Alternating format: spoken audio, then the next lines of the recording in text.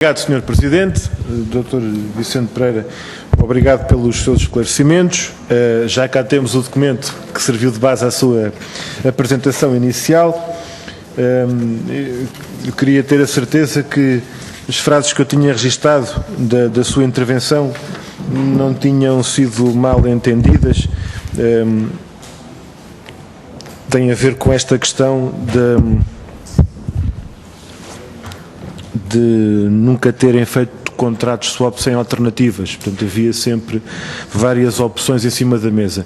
O que eu gostaria de perceber melhor é se estava a referir-se a várias soluções e várias fórmulas de cálculo, digamos assim, vários índices, vários derivados, etc., ou se havia opção entre um swap e outro mecanismo ou outro tipo de instrumento de gestão de risco da dívida, de taxa de juros, etc. Estava a referir-se aqui, por favor. Doutor? Estava a referir-me exatamente aos swaps, ou seja, as estruturas é que eram devidamente estudadas, de modo a que optássemos por a melhor estrutura. Portanto, simplificando e desculpe-me o plebeísmo, era escolher entre um swap assim e um swap assado. Não estou a desvalorizar a explicação. O problema é, a pergunta é, nós estávamos perante situações em que o acesso ao crédito por parte da empresa, o acesso ao financiamento, tinha como condição sine qua non a contração deste tipo de swaps, isto é, tinham que escolher algum do meio daquelas opções, senão não havia financiamento. Faço-me entender, doutor? É esta a minha pergunta. Então foi de facto uma opção... Senhor Deputado Bruno Dias. Foi de facto uma opção baseada na análise da própria empresa e uma iniciativa da própria empresa nesse sentido. É assim? Faz favor, doutor. Exatamente. Senhor Deputado.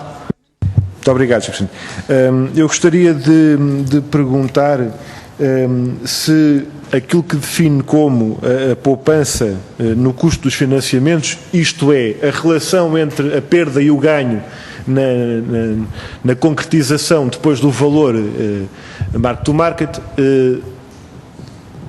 admite na sua avaliação e na estratégia da empresa, os tais swaps possivelmente considerados especulativos, isto é, de um grau de complexidade e risco que mais tarde até viriam a ser recomendada a sua eliminação por parte de peritos a trabalhar para o Estado português. Há dois contratos, aliás, já se mencionou aqui a existência de dois contratos particularmente complexos. Os consultores ao serviço do Estado português já mais tarde, agora recentemente, fizeram essa avaliação por parte da Storm Harbor, classificavam em grau 3 e grau 4, numa escala de 1 a 5 de complexidade e risco, e estamos a falar de dois swaps de tipo Steepen Range Accrual e Quantum Range Accrual, em que, digamos, a recomendação final após essa avaliação era no sentido da eliminação destes contratos devido precisamente à sua complexidade e risco. Ora, a questão que se coloca é se a evolução das variáveis que estavam na base destes contratos era ou não muitíssimo mais imprevisível do que a evolução da Euribor, por exemplo, com os Plain Vanilla, que já deram água pela barba nos últimos anos, só olhando para a Euribor. Se juntarmos aqui outras variáveis de elevada complexidade nos tais índices destes swaps, a pergunta é até que ponto é que era possível ter a convicção dessa opção em termos de financiamento. É a tal diferença entre a segurança que pode correr mal ou o especulativo que pode correr bem. Eu não sei se me faço entender. Então eu solicitava-lhe que nos ajudasse a compreender aqui uma situação que tem a ver com o seguinte. O Sr. esteve em funções, salvo erro, até 2012, não é verdade?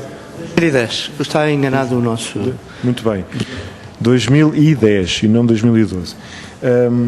Há uma avaliação feita pela DGTF, portanto, já posterior à sua saída, 2012, sobre a sensibilidade à variação Euribor, ou seja, o tal problema de fundo da cobertura relativamente ao risco da taxa de juro, em que, com menos um ponto percentual na Euribor, a carteira da Refer perdia 4 milhões de euros, 4 milhões e 10 mil.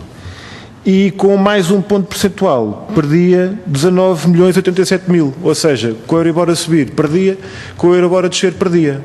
E eu pergunto como é que, à luz da explicação que nos está a proporcionar, enquadra esta informação, para precisamente termos em conta o grau de segurança e efetivamente o caráter de proteção e de gestão perante o risco da taxa de juro, ou este caráter mais especulativo que pode correr bem e desse ganho resultar depois em termos líquidos uma poupança no custo de financiamento, porque é a tal questão de irmos para a Bolsa ou para outra coisa qualquer, para o casino ou para as corridas, com o dinheiro da empresa e ganharmos, e correr tudo bem e toda a gente fica satisfeita.